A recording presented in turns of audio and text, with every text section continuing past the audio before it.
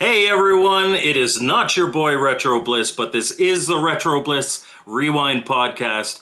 I am Mike from Mike's Gaming Gala. Phil is visiting family this week, so he may pop in at some point during the podcast, but I'll be hosting today's. So whether you're joining us from Phil's channel or from the Mike's Gaming Gala channel, welcome. We're going to have a conversation today about the Atari 7800 Plus that was just announced.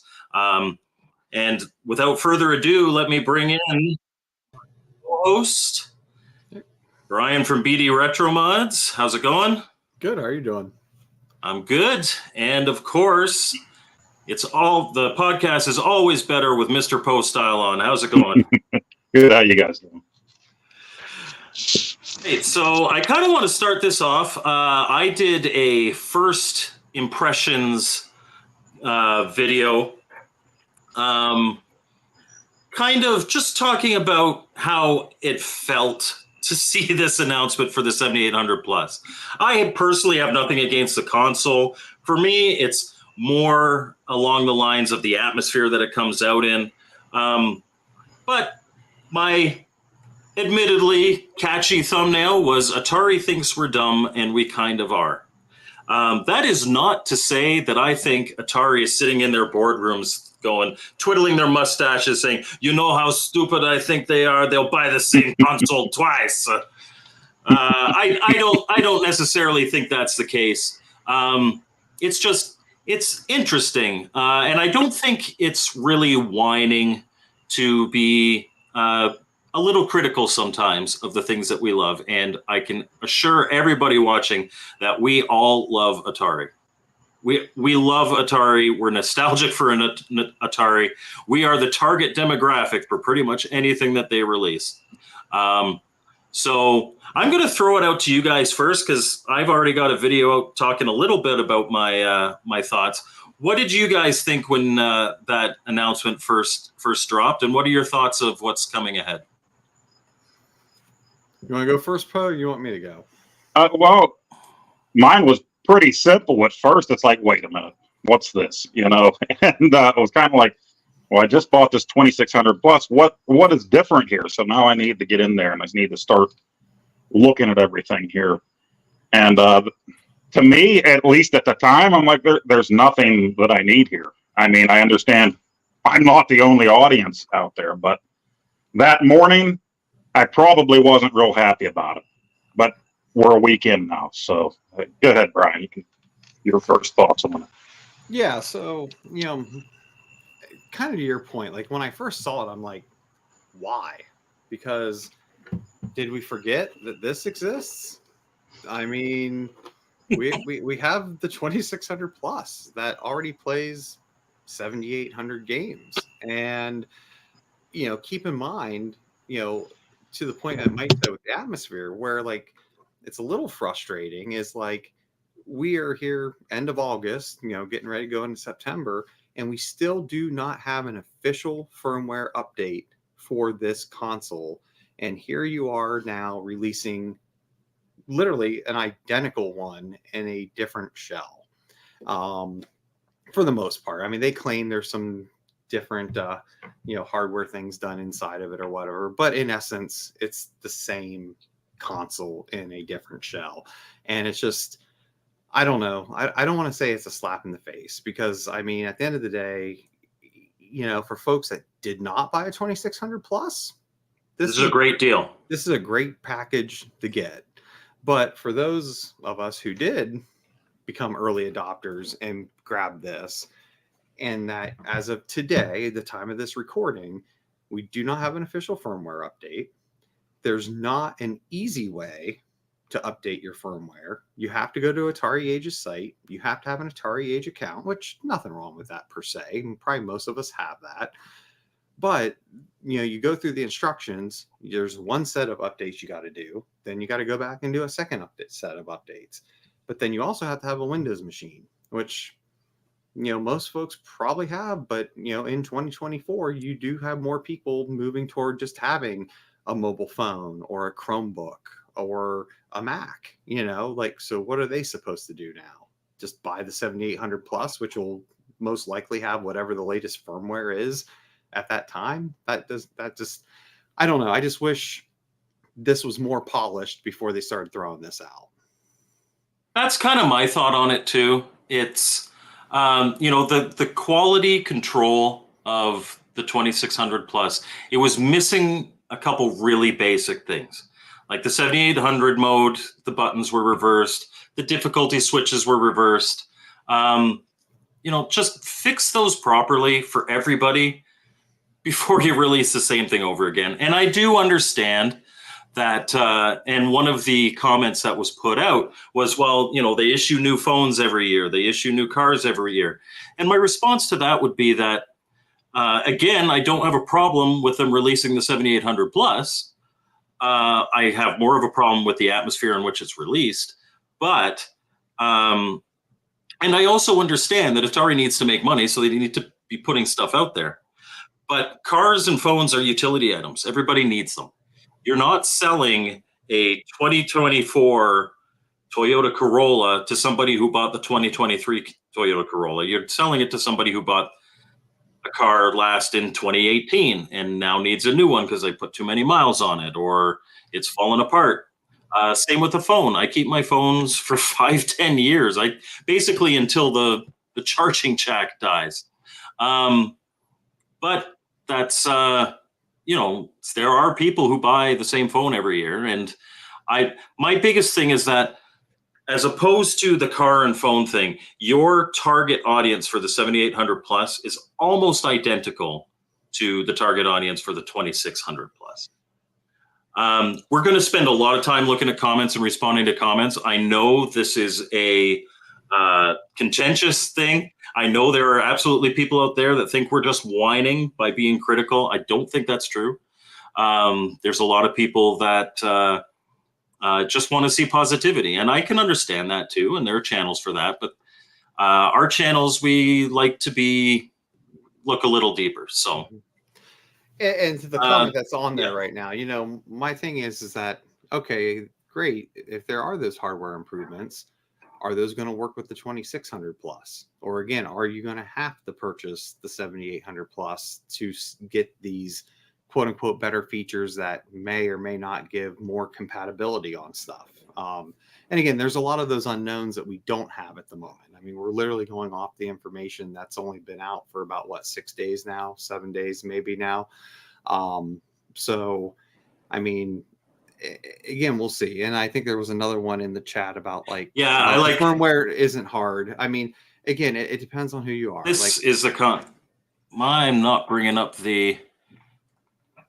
I'm having a little issue here. The comment was updating the firmware isn't hard, man up. But he did follow it up with, I did it and I'm an idiot.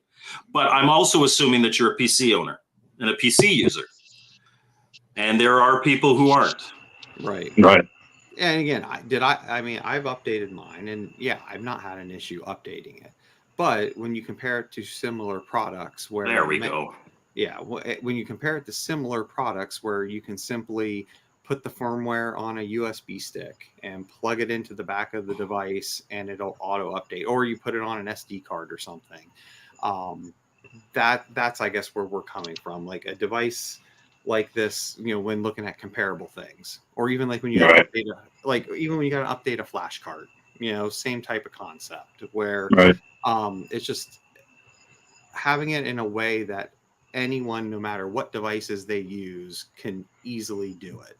And because again, we've had some folks, on the show that have flat out said, like, I can't run the update because I only have a Mac. I can't do it. So, those people do exist, and there's some people in our audience. Game Closet, Scott, he's quite often here, and he's Mac only. Operation Shutdown is a Mac guy, if I'm not mistaken. Yeah, people without PCs do exist. Yeah, and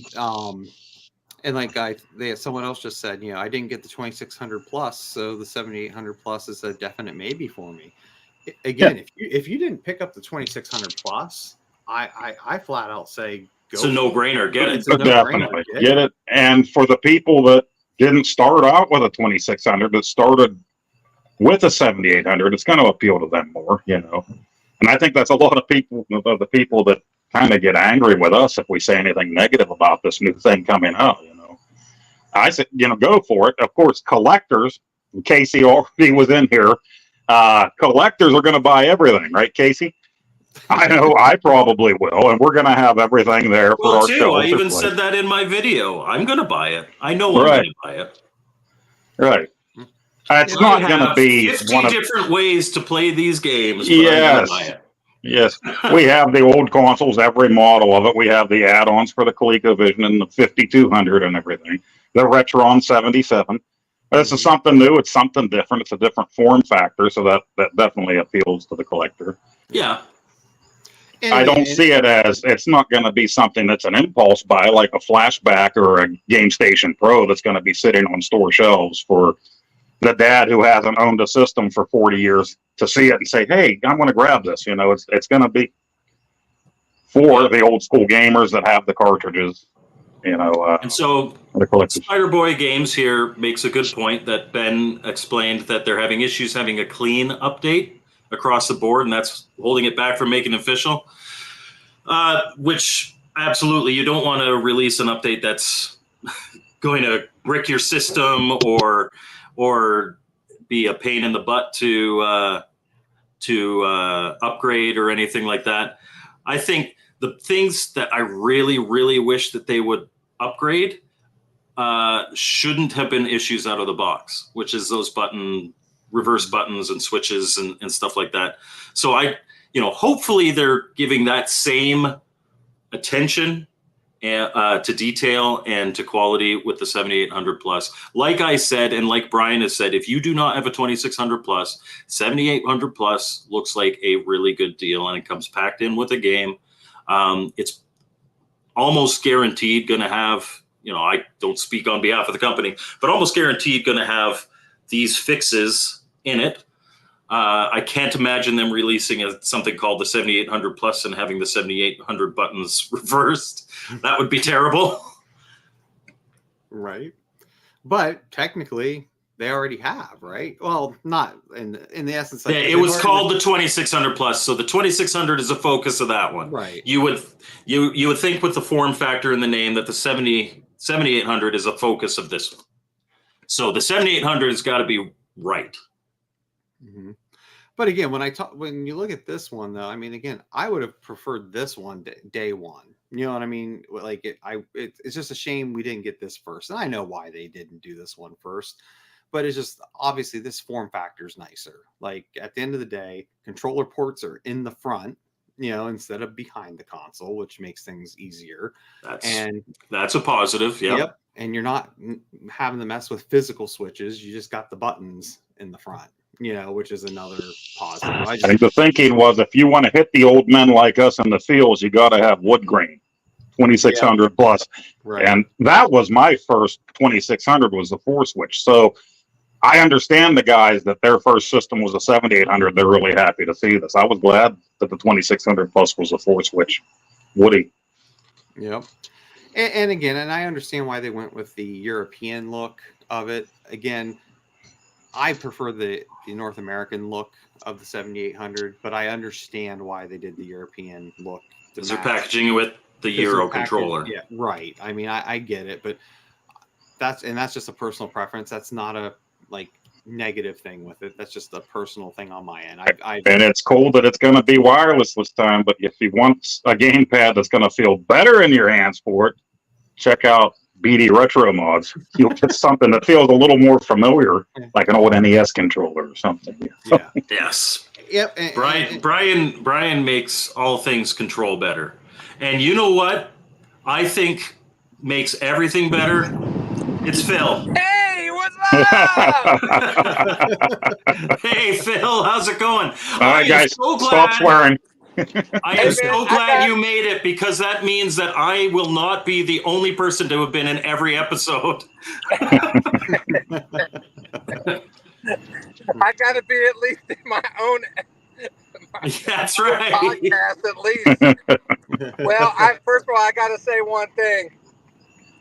Whether I'm in the episode or not, it just goes to show that this podcast and this group of guys that have been in this podcast up until the time I came in has been in good hands, and I've got a good cast of guys around me, and I couldn't do it without you guys, and I appreciate that more than you know.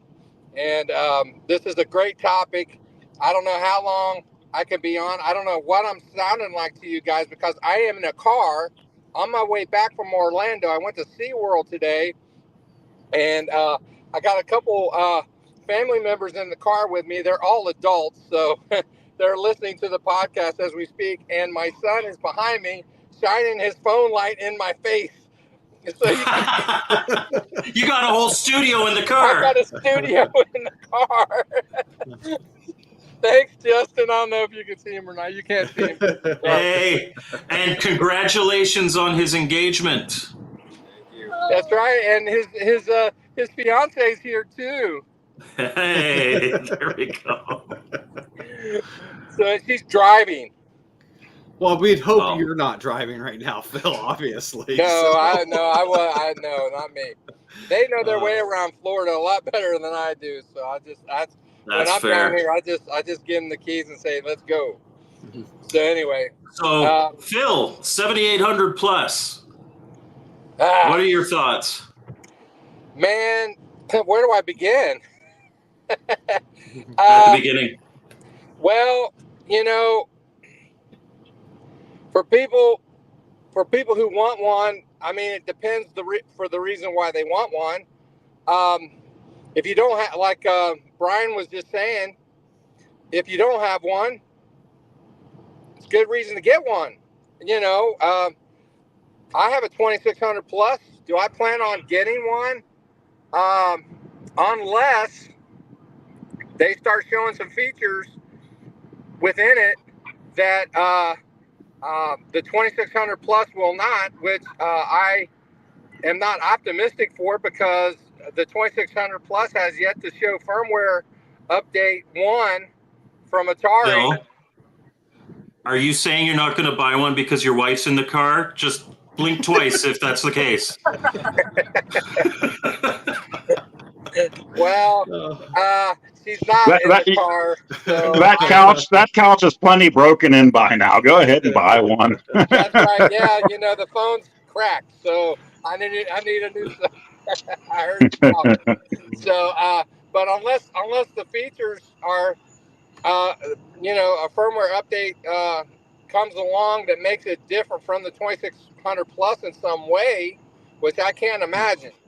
No. I don't see myself getting one. Now, am I a collector? At this point, I'm the kind of guy who I'm collecting like homebrew games.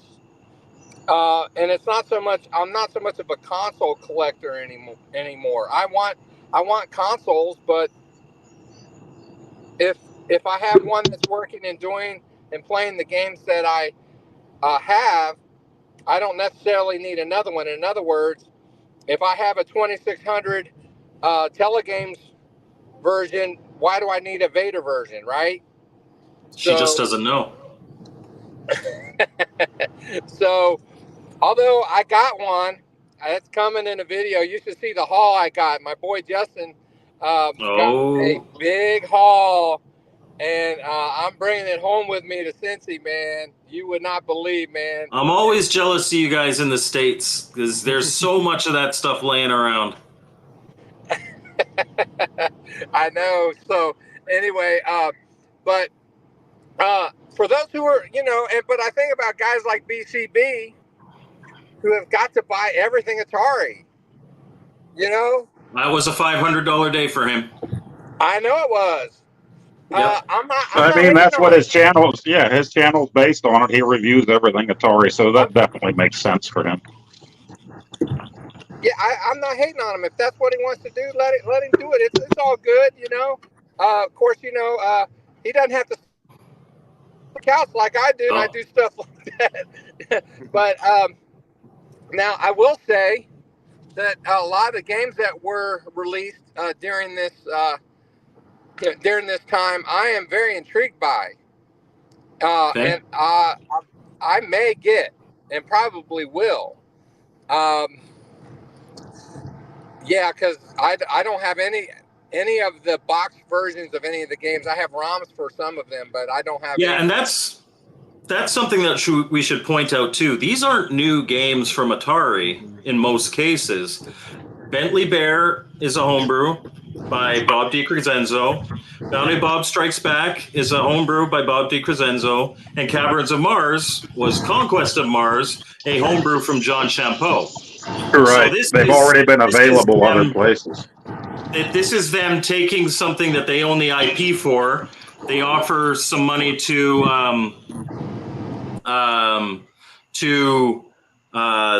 the programmer and release it as their own. Now, how much they offered, I don't know. I know Brian wants to talk a little bit about that at some point, but I hope they were compensated fairly.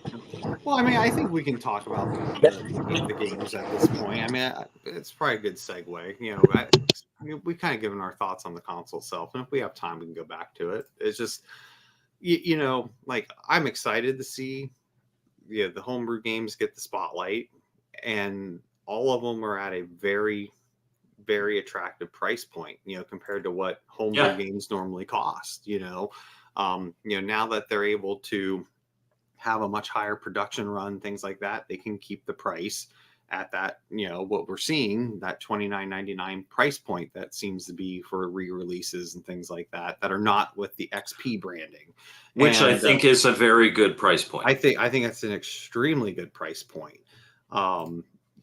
But to the point that was also mentioned, like these games are all made like a good while ago. I mean, many, many years ago, when really Atari wasn't a thing anymore at that point, because again, I don't know what limbo it was in on some of the years of these releases, but for the most part, Atari was not out there in any form of a dominant way when many of these homebrews were made. And again, none of us here know any of the details, that ultimately when Atari Age did their, final sales of stuff, and yet they retained some of this stuff, because at the end of the day, all these games that are being released of the homebrews were already on Atari Age for purchase, and they were still available for purchase. The only one might have been Bounty Bob Strikes Back. I don't think that was on Atari Age, but the other ones were. Now they're available to a wider audience. Atari reaches a wider audience than Atari Age does, so I think that's fair. Yeah, without a doubt. But again, I don't know what agreements were done during the Atari Age final days thing, when they pretty much retained that, what compensation was done with those developers, Bob and John Champeau, like what was done there, and and whatever was maybe done, was that under the idea that, this was just staying at Atari Age, but now that it's gone full blown on that Atari, Caverns of Mars game, if I were a bet man, I'd lay money that he got pennies. He didn't get hardly anything on that, because he had already violated the IP on that. And so, that's going to be the case. If you're the license holder, you tell them to stop. Either it never gets released again, or I'll give you this. Here's exactly. Yeah, I mean the other, like you said, now it's ours. Yeah, you're not going to have anything released, or you're going to take what we give you. Which it's sad, but I mean, if they had no other option. But my understanding is that when they renamed the game, that he did change the intro screen on it. And you know what? We talked about this in our, I think it may have been our very first episode, where we were talking about Atari and all the stuff that they're doing, and the Atari Age acquisition. This is an opportunity for guys like John and Bob DiCrescenzo to be official Atari programmers. Yeah. And that is something that I do think has value. No, it does have value, but I hope with it now becoming a more mainstream Atari thing, instead of it just being, for lack of a term, a little Atari Age thing, I hope there was some goodwill and maybe some some fair compensation for the work. Hopefully they'll ask them to make some new games, and maybe a new contract with them where they can get paid a little bit for creating. Exactly. Spider Boy Games here says, I wish Atari would contract John Champeau out for game development. He's a wizard. He absolutely is. Yeah. Oh yeah, without a doubt. I mean, Bob, John Champeau. I mean, there's a number of homebrew developers that are great with that take the console to its limits. But like I said, I just hope there was some goodwill when this move was done, because at the end of the day, there is a community here, and when you think about this system, if it wasn't for that community, would this even have the compatibility that it has with those firmware updates? Because at the end of the day, it wasn't Atari fixing this. It was the Atari Age community. Now, I'm not saying they didn't do anything, but they had a lot of help from the Atari Age community. If it wasn't for this community, we probably wouldn't even have seen Atari again. You know what I mean? They saw that there were people out there making games. There were people out there that had an interest in this. So it made it something worth investing in. All right. So that's just go ahead, Phil. And that's just where, like I said, I hope there's something there, because again, there's a lot of folks who helped make this 2600 plus better, which ultimately they're using that for the 7800 plus. And I'm just assuming, I don't know, I'm assuming those folks did not receive a compensation for helping with that. But I don't know that. Maybe they did. Maybe. But again, there is a lot of volunteer stuff going on. It's not necessarily that they told people you must work on this update as a community. Not. Yeah. No, there was a lot of folks who want to see Atari succeed that really came to the gate and said, hey, we want to help make this better because we see the potential in this. But just don't take advantage of that at the end of the day. And that's the same when it comes to the homebrew developers. Because again, you keep that community happy, you're gonna keep getting a lot more support. Was it PlayOn who did the console? PlayOn that did the console? Yeah. Yes. Okay. Why would they not, a company like that, be able to do a firmware update? That does not make any sense to me.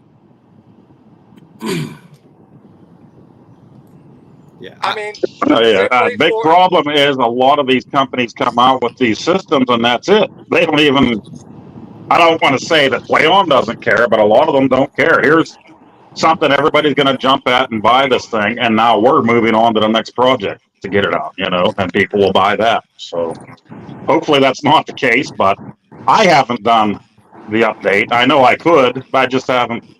Honestly, don't use my 2600 plus all that much, like we talked about. I have all kinds of other ways to play my games. So yeah. But no, at the end of the day, though, I think it's great that these games are getting a spotlight, and they're at a price point that I think, I don't want to say make them impulse buys, but make them much more readily available for people to possibly be willing to purchase and experience them. I see these things as a FOMO buy, and I see the Game Station Pros and things like that as an impulse buy. We're going to put this on the shelf. Mm-hmm. My older brother, who hasn't played Atari in 4 years, will probably see it when he's shopping at Target with his wife and say, I'd like to play Atari again, Yeah.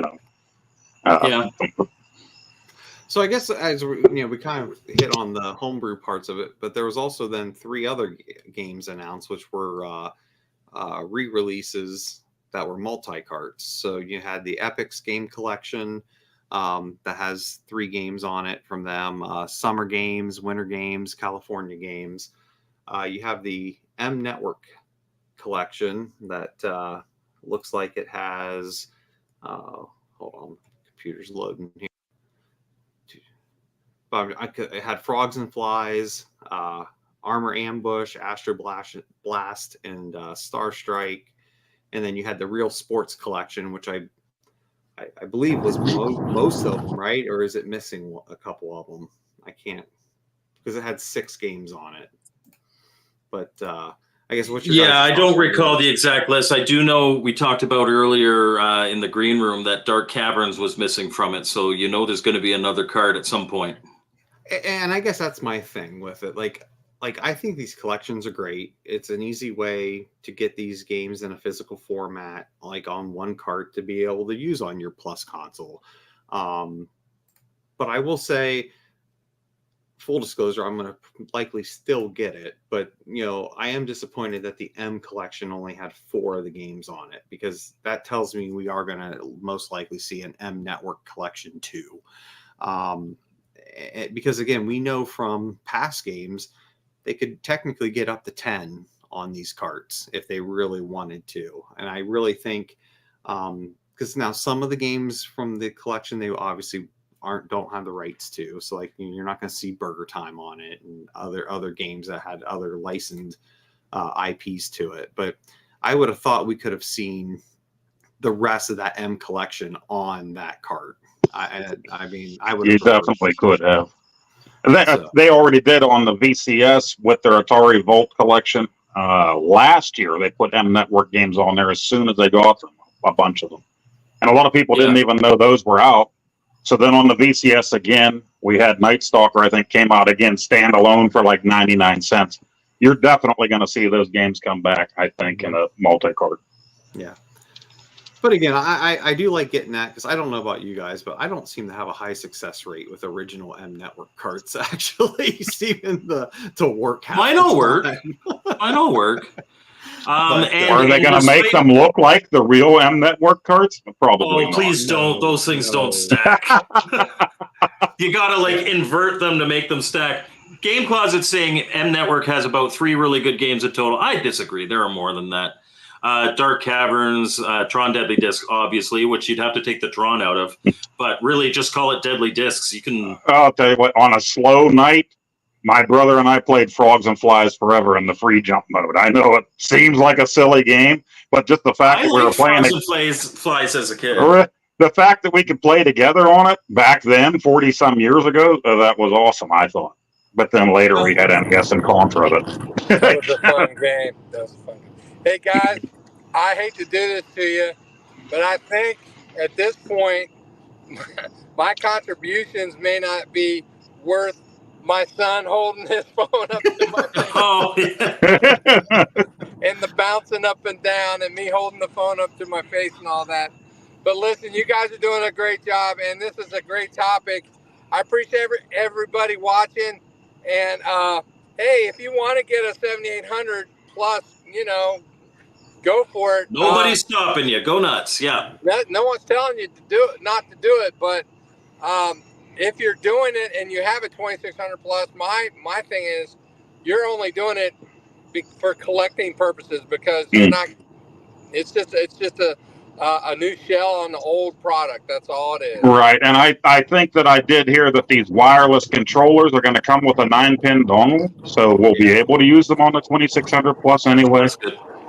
Yep. So. Yep. All right, guys. Appreciate you guys. Well, I'm out of here, and I'll be watching the rest of the show, so I might be chatting with you guys as we go along. So take care. All right. Sounds good. See you, Phil. See you, Phil. Thanks, guys. All right. Bye. Be safe. But yeah, so and then the Epics collection, I think that's good. Like if you were into those games, the summer games, winter games, California games, I think that's a good collection. And it does look like I think the Real Sports collection is all the Real Sport games. I think that is all in one set there because it has Real Sports baseball, football, volleyball, soccer, tennis, and boxing. So like I said, I think that was all of them. I don't. Yeah. And so Spider Boy Games here says, if there was 10 games in a cart, that's a lot of dip switching. But I like to see that in the chat we've got some love for Frogs and Flies. Yeah. No, I played Frogs and Flies a lot. I mean, again, as a kid, I loved it. Yeah, it's a very simple game. I mean, I'm not going to say I've sat down and played it here recently, because I haven't. But I mean, I didn't hate it when I did play it. So I think if they want something amazing, then I think they need to strike a deal with who owns it now. Activision, Xbox, Microsoft, whoever owns it, strike a deal with them. Get a multi-cart out of some of everybody's favorite Activision games. Oh, if they have, Yeah. well, And what Activision had and Magic after the fact. So I'm guessing those titles are still, I don't know where they're at this point, but yeah, give me a multi-card to that. I'm there day one. Glad to hear you're enjoying that, Joel. Yeah, and Jet Screamer says that Frogs and Flies was our equivalent to Mario Kart. Friendships were on the line. Yeah. You Yes. stole my butt. My brother, it didn't hurt him at all to punch me in the arm as hard as he could if I stole his fly, Mhm. and that just continued on into the NES years till he finally left for the army. So that's where I get the cheaters from in all my videos. My brother always said that these systems cheated for me. The Atari cheated for me. The Nintendo cheated for me if I won. So. Yeah, Mario Kart, we used to body check each other. I get it. But yeah, no. Back to the games. Yeah, no. But at the end of the day, kind of wrap up games and move on to the next stuff. That I mean, I'm excited for a lot of these. Like I said, there's a couple, like those collections. There's a couple where I'm just kind of like, yeah, okay, but they're not bad. Like if those were your jam, I mean, by all means, I don't hate any of these that have been announced. You know what I mean? Like the collections. I love the collection idea. Now again, obviously, I wish you didn't have to do dip switch, but I understand because of how the plus consoles. The cart dumper works. Right. Yeah. Right. So I mean, that is what it's better than nothing for sure. Better than nothing. So I love that they are making those compilations for folks, and again, just the fact that all these really good homebrew games got highlighted at a much more affordable price. I mean, it's a no-brainer.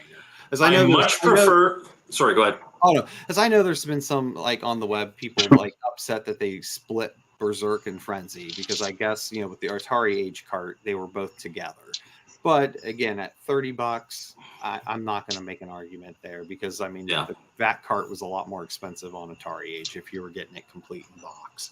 So yeah, I will say I do much prefer this compilation approach to re-releasing individual games, right? Like Ninja Golf or something like that. Like that. Right. Some of these just don't need their own cartridge. Right. And the fact of the matter is, it's really low hanging fruit, and it's just here's the same thing that you're doing nothing that anybody can't do with a EEPROM programmer. You just make it a cart, and that's the laziness part of it. Give official releases to homebrews that you have the IP for. Yeah. Make them official, like change Conquest of Mars to Caverns of Mars. Have official Bounty Bob Strikes Back. Like these are now official licensed games, and I appreciate that, and I will pay for those. Yes. But I, don't. If they had this is just sitting on it. If they had the rights to Polaris by Tiger Vision.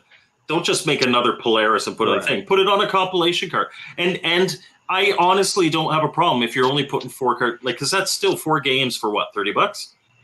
That's fair. Right. And that's cheaper than buying them all on individual cartridges, and you get a box, and like I'm fine with that. But the laziness of we're releasing Outlaw again. Yeah, I never understood that. Well, give us Outlaw again. If you're going to give us the 7800 plus, see if you can talk to SNK and get Atari Warriors, a game that's hard as hell to get for the 7800. That we don't want to spend $1 zillion on. Ninja Golf was better than Outlaw. Outlaw to me, I was just like, really? I can buy a complete in box original Outlaw still for $20. Yeah, you're right. Right. But I bought it. But anyway, give us the Atari Warriors. Give us Commando. I already have Commando. I don't have Atari Warriors. I want that. So Atari, do some wheeling and dealing. Yeah. But yeah, so I guess probably a good point. Kind of talk about the console, talk about the games. I guess it's probably time to talk about the controllers because again, obviously that with the 7800 plus, we're getting the CX78 Plus wireless gamepad. Yeah. But that can also be purchased separately. And then they're also releasing the CX40 Plus wireless joystick. And again, I got my thoughts on this, but I guess I'll let you guys talk first what your thoughts are. Well, so obviously, like, what was it, a month ago? I bought the 7800 plus or the 78 plus, CX 78 plus wired controller. Their build quality on the controllers is phenomenal. Their paddles are awesome. They feel proper. Their CX40 joysticks are awesome. They feel proper. For a CX40, I know Phil had the CX10, so he thinks they're a little stiff. But for me, that's what I remember as a kid, those controllers. And getting the wired CX78 controller, it feels really good. I never had an original one of those. I still have yet to get an original CX78. It feels like I would imagine the original feels like. Their quality on the controllers is really good. But why did you release that wired one only to a month later be like, now you can get a wireless one? And it's like, well, if I had known, I wouldn't have bought this one. Well, personally, I prefer wired controllers. But there's going to be people out there who will be like, well, come on, I just bought the thing. Right. And we grew up with wireless controllers. But the thing is, if you have a console where all the other buttons are right on the console itself, why not have wired? You got to be near the thing, right? Unless they add new buttons, which they didn't do. Unless they did a combination, like, you can reset the game with a combo of button presses. I'm not, I have an original CX78, and I just wasn't a big fan of it, just because I grew up with Nintendo gamepad, It's funny, before I got this CX78 Plus, you had told me that you didn't like it because the buttons were a little high up. They don't feel quite right in their positioning more than anything else. And I tried to play with it, and I was like, "Oh, Poe's right. We must have similar hand sizes." Right. And I don't know if I'm going to demonstrate this right because I don't have the controller with me. But like the problem is, I think they thought you were going to rest your fingers like this, like you're almost going to have the D-pad on the ground, like the on. Yeah, that's right. And you're going to rest it like this. Whereas, if you're holding it like this, and that's why I think they put the grooves like they did. They really thought you were going to rest like on the table and try to move the little joystick of the D-pad. With the tiny little joystick. Yeah, good call. That makes sense why it looks the way it does. Actually. Right. I mean, I don't know that for sure. That's just me making an assumption just on that design sense. Because again, if you're going to hold it like this, like we hold a Nintendo controller, those grooves make zero sense in the world. So, but wasn't that controller designed to be more like the NES controller? No, it was, but I know they're going for nostalgia here, or people that wanted to buy it. But why not just come out with a new controller altogether? Yes, and that was my key point with this. Like don't get me wrong. Like to Mike's point, like they have done well replicating those controllers. There's no question. Right. About it. But you had an opportunity here to make something better, and what I mean by that is, now again, if you like the controllers, great, but let's talk about the CX40. Like you could have had a gold mine on your hands with this thing, because people love having wireless controllers if they can get them, and all you had to do was add a second button. You just had to add a button on the right hand side, so you could use the joystick. So you could use the joystick either left-handed or right-handed. Because again, I know the original is using your hand right-handed, but there are a number of people who find that uncomfortable to play with. And if you which is fair, yeah, I think you're losing the nostalgic market. I would not buy the 2-button one. Yeah, I don't. Again, I don't know. I think. In some ways, I just feel like it's a missed opportunity there. You could offer both, offer both. And if you're going to go for nostalgic feels, how about making the wireless controller into the CX, was it 42? Put the big antenna on it and the big bottom on it, the original Atari. I don't know how many people in the office anymore. But then like the Poe's point, like when you talk about the 78 plus wireless, like there was an opportunity where you could have made a little more ergonomic controller with the 2 buttons, and just called it our, modernized. I mean, I say it's 70 CX78 plus. I don't know. I mean, where it's just because if you want to talk about nostalgia, your nostalgia was a wired controller. So Yes. you're already halfway away from that. Now again, I get it. People sometimes want that look to be exactly what they grew up with, and that's fine. But I just do still feel it was a little bit of a missed opportunity on their end to possibly get even more excitement on those. Now, with that said, I'm happy they made this offering. To Mike's point, I'm a little bummed that it was so short between the wired 78 plus release and now, hey, for $10 more you can get a wireless, but now you're buying it again if you already just bought. That's just Atari, right? Yeah. Buy Mr. Jump, the Run and Jump right now. This is the only one you can get. Oh, wait a minute. Here. Hold on. My sealed copy, because I already got the one from Play On. Yeah, mine's in there, but I got the regular orange edition, and I got mine before either of you guys got yours. Right, way before, and it plays the same, right? Yeah. To Chris's point down here, we were talking in the green room. I love the 8-bit Do controllers. I love the Super Nintendo ones. I love the Genesis things. I think they're 8-bit Do, or maybe there's somebody else. But anyhow, I love those controllers. I will never, ever buy their NES one because they put the 4-button layout on the side. I need to have that authentic feel. So in that case, I can understand why they'd be very hesitant to try something new. But to Game Closet's point, I'm not 100% sure I agree, but he says nobody has nostalgia for crappy controllers like the 5200 and 7800. I don't know if I don't know if I completely agree with that. Yeah, the Pro line, European is probably best bet over a Pro line. They didn't give us they didn't give us a wireless coffin controller for the 7800 plus anyway. That's so, right. But you can always offer both. Give us something a little newer that feels a little better. I think He says it's okay to be wrong. I'm glad he acknowledges that he was wrong. I want when they bring out the 5200 plus, I want a wireless 5200 controller that stops working in 3 weeks. That I have to take the carbon off of everything. I want it to be that real. I'm that nostalgic for it. Yeah. But overall, I am glad they're giving options there, because again, it is good to see official controllers, being made again for these consoles. So I mean, I do like that, and that's one of the things.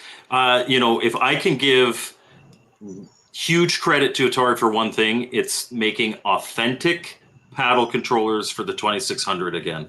Because how many people are like, "Oh, I love Circus Atari," or "I love Breakout," or Warlords, but my paddle controllers are all twitchy, and now I just say buy them from Atari. They are get new ones. Yes, I had a pair that was working great. A set that was working great for years, and right before Atari came out with the new ones, I'm walking across the basement with them, and I dropped them, and one of them just exploded. The plastic was so brittle and old. So I'm glad Atari brought them back. Yeah. Spider Game says if they do a 5200 plus, which I'm almost certain that they will eventually delve into something like that. I don't think it'll be the next one. Probably not. I'm thinking maybe like an XEGS plus, or like something more in the lines of the 400. I'm thinking at some point we might see an Intellivision plus. I'm hopeful that we see it. I think they'll be tentative with that one because the audience is a lot smaller. But Spider Boy Games says keep it analog and perfect it with a self-centered. Or do they do digital? I think they keep it analog. I'm not even entirely sure you make it self-centered, because there are a few games like Missile Command that work really well with the non-self-centering stick. Or maybe you have some kind of option to give us both. Give us I don't know. Give us both. Yeah. Yeah. Radio Kang's thinking an 800X XL plus. Possibly. They should hire Brian to make some controllers for them and give them. They'll give you 50 cents for each controller. It'll be all right. There you go. So like we're seeing from the chat, I think now the problem with the Jaguar Plus is that the games are expensive. Well, but you've again, got the if they Jaguar, you re-release got the them, Lynx, I you mean, got the computer line, you got the 5200. You've got options, and if they're going to be releasing new games, especially if they're at a reasonable price point, I'm not saying that new Jaguar games would be $30 each, oh but no, if they're at a reasonable price point, No. then they really could potentially do a lot of different systems, including the Intellivision potentially. I think at that point you partner with somebody and you come out with a Jag Mini with an SD card or something that you can. I really wish I 1000% understand why they don't, but I really wish that these consoles from Atari would have an SD card slot, because that would make them just absolutely amazing. That would be it. And again, we know why they're not, because they want you to get the cartridges. But right. But I mean, it would have helped make firmware updates probably a lot easier than what you got to go through with it.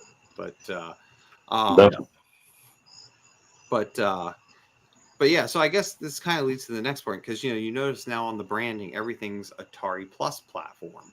Yeah. So the question is, what does that mean? And I think Spider Boy Games mentioned this way earlier in the chat. I mean, we won't be able to go back and find it now, but like, what is next with that? Because again, if they are going to quote unquote go into a cell phone style model, it's like, so next, not that this November it's a 7800 plus. Is it going to be the 2600 Junior Plus in 2025? Well, we've got is it going to be the 2800 plus or the 2800 plus? The Vader, right? I mean, we could.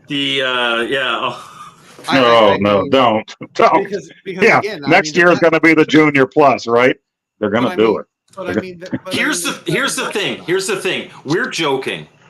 But I have no doubt at some point in time they'll reissue the 2600 Plus and they'll put it in a Vader style. Mm-hmm. I don't have a problem with that as long as the 2600 Plus is fixed and has a thing. Like I said, my problem with the 7800 Plus isn't that they're making it. Right. If people want to spend their nostalgia money on stuff like this, they're more than welcome to. I'm not going to tell anybody what to buy. I'm buying it. What I didn't like was the atmosphere in which it came out. We still haven't fixed everything. So, if the 7800 Plus comes out and everything works fine and they release a proper firmware update that everybody can use and that works fine for the 2600 Plus, then by all means make your Vader, make your Junior, make your heavy Sixer version. That's fine. Like, it's like Xbox controllers. You could get them in all different styles and nobody's ever going to get all of them. I don't have a problem with that. It's low-hanging fruit. Would I wish that they would actually move on to one of their systems and add a spotlight to that? Right. I would absolutely love that, but I don't have a problem with it as long as what you're releasing works or at least has availability to make it work well. Yeah, and the Casey's point, I would love to see those both as a Plus console as well. Yeah. I mean, absolutely. And again, it's just because the original hardware is getting with SD card slots. That's a must. That's a must. But for the Jaguar, I think it's a big one. Yeah. And the thing is like, I think they could easily make some of those, because we already know emulation for the Jag is already like spot on. I mean, with that, what's out there, they get some licensing with that. They can make a very good console. Make a deal. What is it? PMU or something? I can't remember what it's called. Yeah, I don't remember it either. I'd have to double check it. But that would be really cool. Right there, what Spider Boy Games is saying. It's like you pick your circuit board and then you pick your shell. Oh yeah. Oh, build your own, right? Yeah, because like how Xbox does. Like you can make, you can do a custom order and get different shell colors. Then I want the Sears Arcade too. Is that what? Yeah, that's what I have, right? I think the 2800 American style. I like that version. Oui, c'est vrai, Radio King. C'est vrai. But yeah, so I mean, again, it is nice that now that they've kind of made this, ecosphere with the Atari Plus platform, and I am curious to see what comes from it. I mean, I hope it's just not a continual rehashed 2600 Plus in a new shell. I mean, I do hope they grow and start doing other consoles, because again, there's definitely more homebrew community they can focus on to bring out new games for, make compilations for other titles that they already have available. And And like we had on a podcast a while back, the Jag is literally a console that's just, it's an underappreciated one. I mean, again, it's hard to recommend now because of how expensive it is, but there is a lot of good stuff for the console if you give it a chance. So there really is. We did an entire podcast on it. Because we're getting close to the end here, Yep. I will remind our audience that we are not doing podcasts for the month of September. I'm gone for 2 weeks. Retro Bliss wouldn't be here for 1 week. And then the 1 week that everybody would be here was my birthday, which we could have done, but I'd rather have dinner with my family. But we will be back in October. We're going to take the month of September to really think of some great ideas, maybe line up some great guests. But during that month, we've got a whole year of podcasts that you can go back and look either on my channel or on the Retro Bliss gaming channel. By all means, go freshen up on some that you may have missed. And the Jaguar is absolutely one of those. We had a great episode of the Jaguar.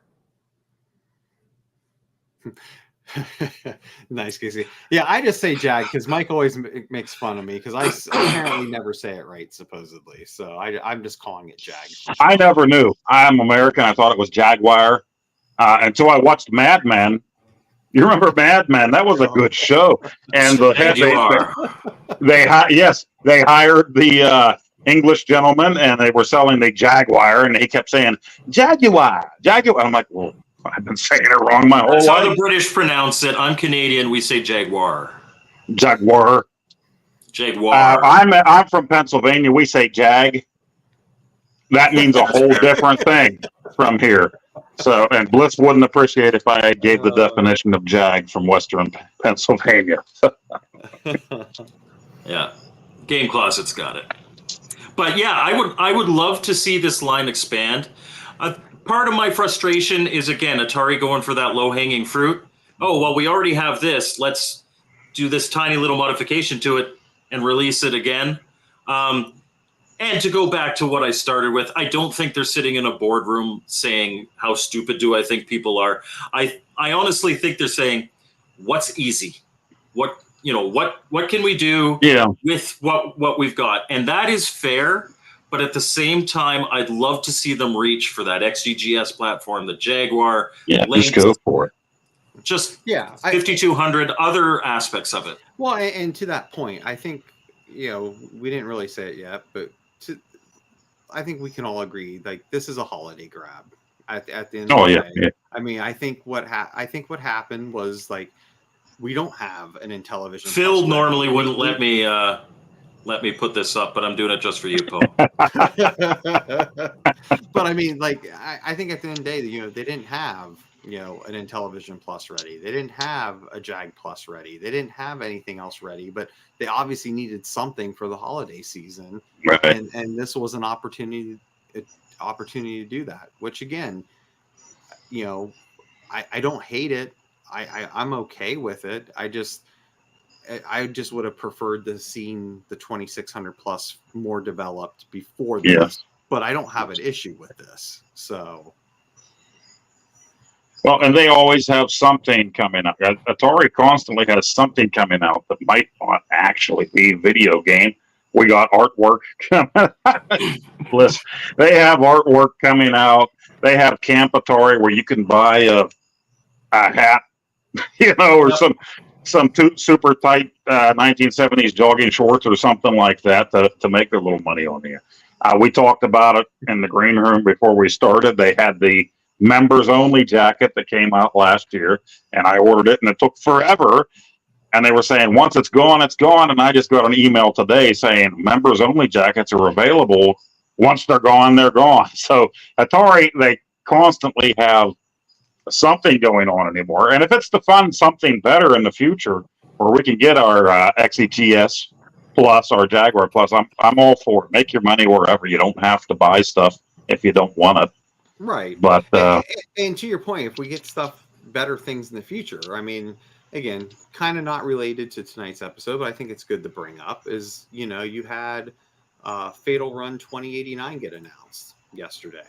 I believe it was yesterday or the day before. And that looks good. And like that's Yeah, when you yeah, that talk looks about, really good. and when you talk about trying to take their IPs and put them in a modern era, or an updated, modern console for updated modern consoles, that one looks really cool. I mean, I'm really impressed with that because again, like when I look at Yars Rising, I like the game. I just think it's because I played the demo of it. I like the demo, Because it's like, what but does this really have to do with yours? Yeah, you They're could just take any capitalizing on a game. name.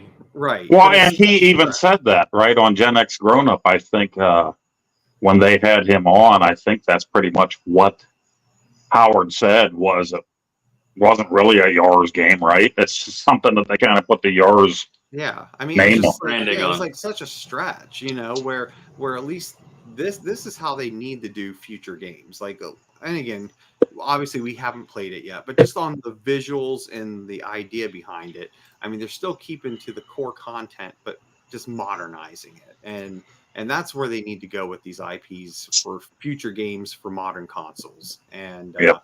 And I am glad to see that they're starting to go that route. As far as I I agree. saw, a few people mention the Lynx, and I might get yelled at here. I never owned a Lynx, so I don't have any of the cartridges. I think a better way for Atari to go with that is to outsource and have a Lynx handheld made from another company, maybe with an SD card. That's just my thoughts on that. I honestly, on all these systems, I would really appreciate an SD card. I have almost a complete Lynx collection, but do I want to drag it around with me everywhere? No. I'd love to put it on an SD card and throw Yeah. it in. Now, I understand why Atari doesn't. It's because they want to sell games. Right. But you can still sell games, or you could even sell ROMs. Maybe? Well, I doubt it. yeah. It's well. I mean, it all depends on what they want to do, right? We had the Mini 400 come out. It doesn't have a cartridge slot. They're not planning on making games for it. So make a Exactly. deal with another company, come out with a Lynx, and let people put games on it. Yeah, and if you're selling carts, if it has a cart slot, you can still sell carts. It doesn't stop you from selling cartridges. Right. Yeah, I don't see them making Lynx cards right now. They're making too much on their 2600 and 7800 right now. Yeah. But yeah, an Yep. updated Lynx would be great. But again, hopefully with that Atari Plus platform, we'll see growth. Because like I said, what I don't want to see is just the constant rehash. I mean, like it's okay. It's okay this time, but I just hope it's not a continual thing. It's okay this time, Atari, but you're on notice. Yeah. Well, again, I just hope we don't just get inundated with 2600 Junior, 2800 Plus, and Vader Plus. I hope we can. If they got the rights to actually call it the Vader Plus, I would have to give them kudos and buy it. Right. Actually, I heard next year the Pong Plus is coming out. So Right, a handheld like the Switch with like the links and stuff would be awesome. Yeah. But, I mean, All right. Well, gentlemen, do you have any final comments before we sign off for the month? yeah, wow, that's a long break. I don't know what I'm going to do on Tuesday nights anymore if I can't sit there and write stuff that Phil won't post. You could spend time with your Mystique. I wife. said Mystique. Phil, Mystique, you can't kick me. I didn't. Okay, I'm sorry. He can't kick you, but oh, I did that for Phil. I did that for Phil. No, I'm. I'm going to end up getting this. And after I thought about it the first day, and I'm like, yeah, why is this coming out? I'm like, I'm going to end up getting it. Not necessarily. I'll probably unbox it for the show, for my show, but it's just because I collect all this stuff. So I'm sure at the end of the day, I'll buy this. As far as what I'm doing on my channel, you know me. I do our challenges once a week, and that's about it. But I have a new monitor coming from my iArcade, and Glenn from Glenn's Retro Show made the Viper board, which means you could put like every system up to the PSP on your iArcade, and both of those are coming within the next week. So I'll be doing videos on how to get you up and running on both of those if you decide to modify your iArcade. All righty. How about you, Brian? Any last words? No, I just appreciate everyone coming every Tuesday to watch us talk. I mean, it's a lot of fun, and and again, it's great to be able to have these conversations and, Yeah. and socialize with, fellow folks in the community that have the same interests we do. It's a lot of fun. Right. And again, if it wasn't for you guys watching, we wouldn't be doing this for as long as we have. Because again, we're almost getting close to a year, right? Just about a year. Yeah. Yeah. So again, like I said, we plan on taking this month off just to kind of get some episodes planned out, and just with everyone's schedules in September, it was just a good time to say, hey, let's do that, and look forward to regrouping again here in October. Just look at it as an end of a long season. That's Now you'll right, start in that's right. the next. Yeah. We're gonna have season 2 in October. So for my final words, I'm going to say, if you want a 7800 plus, buy a 7800 plus. If you don't buy it. But everybody's opinions here are valid. How it makes people feel is valid. I'm happy to debate anybody in the comments. By all means, if you're watching this later, leave comments about what you think. But it's no reason to hate on anybody. If you want it, buy it. If you don't want it, don't buy it. Right. And with that, I think we'll say goodbye. So we'll see you in October, everybody. See ya. Happy Halloween.